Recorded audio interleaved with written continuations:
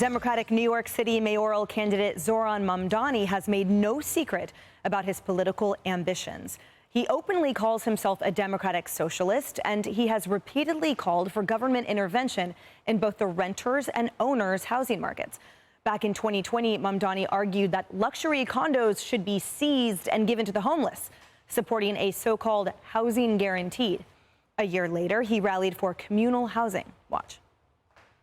Why do so many people end up homeless? It's not because there aren't enough homes to go around. There are plenty of empty homes. No, it's because housing people is not the primary goal of developers or landlords. Their goal, simply put, is to make a profit. If we want to end the housing crisis, the solution has to be moving toward the full decommodification of housing.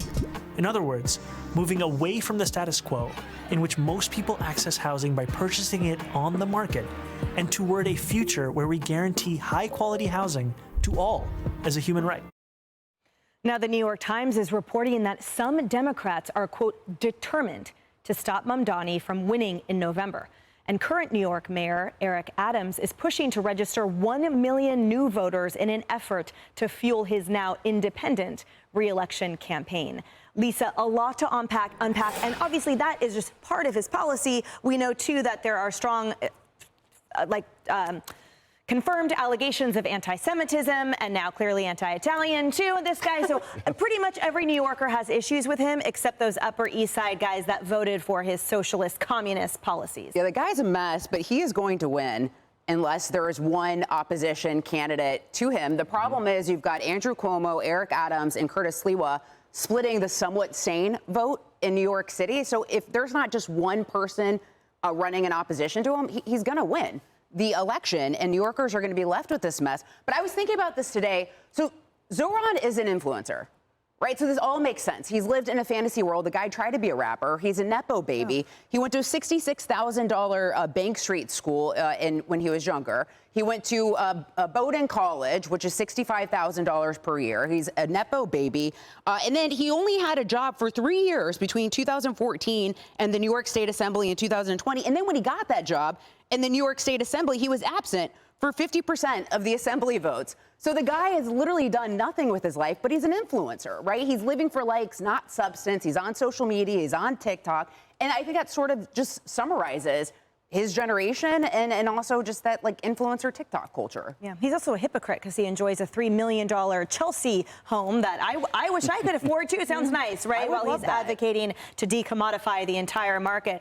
Joe, this guy is frankly, he's trash on a lot of levels. And most frightening, in my opinion, is the anti-Semitism. But to Lisa's point, he's influencing a lot weirdly because apparently people are taking those green pills. The question is this, is the enemy of my enemy, or my friend, meaning will these establishment Democrats or simply sane Democrats effectively congeal with the other sane minds that are, let's say, registered independent or Republican to stop this freak show? To Lisa's point, people have to start dropping out. Eric Adams is at 14% right now. But he'll still be on the ballot is the challenge.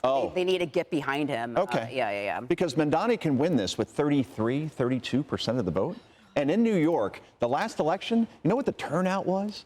It was 23% of 8 million people turned out to vote in this election. So if he has low turnout and he ends up going up against 3 other people who split the establishment vote, this thing is over. But I did love that video that we just played where he said, you know, builders and landlords, their only goal is profit. Yeah, dude, it's the United States. That's kind of how it works. We don't work for free at this point. Right. Martha, do you think that Eric Adams' efforts then, so if only 23% of his 8 million vote, will the 1 million new ones help to sway and stop the onslaught? Well, I mean, I would bet that you're going to have the biggest turnout in a long, long time in this mayor's race. If Mamdani looks like he's going to win, you are going to see some serious turnout. You've got Wall Street, Jewish voters, now Italian voters, since he's going after Columbus as well, Bill Ackman, the unions and the police unions all backing Adams. Now, you know, Adams has had his struggles. Every single New York mayor does. But I thought it was interesting what he said about, you know, people sort of saying, oh, well, Cuomo, Adams, you need to drop out and let's get behind Cuomo. And Adams said, I'm the sitting mayor of the city of New York, and you expect me to step aside when you just lost to Zoran by 12 points? So Adams is in this fight big time. And I think you are going to see, I bet it comes down to Adams against Mamdani. Mamdani. Because there were a lot of reports to that point that the sort of legacy, dynasty, political families, that this was a staunch rejection of that by Cuomo, even though he garnered a lot of the minority and lower income community votes. At the end of the day, it seemed like he was resoundingly rejected of this comeback. Well, because it kind of goes, the Democratic Party as a whole has a problem with messaging. And that's what Mamdani is doing. He is intriguing young people. Okay, he knows how to use social media. He's doing something that they like. Now, will those likes on social media turn into votes? That's the big question. And also, let's see what you got, 4 months. So is he going to try to move to the center a little bit to try to attract those voters that are out there? But I do think, I agree with you guys, that I feel that the folks who were behind Cuomo, if they don't do this, they're in big trouble. If they don't coalesce and Cuomo, says, here, it's Adams, I'm getting behind him, then you're right, this guy can run away with it. So it's going to be interesting. I don't think it's a done deal, though. I'm not going to say that.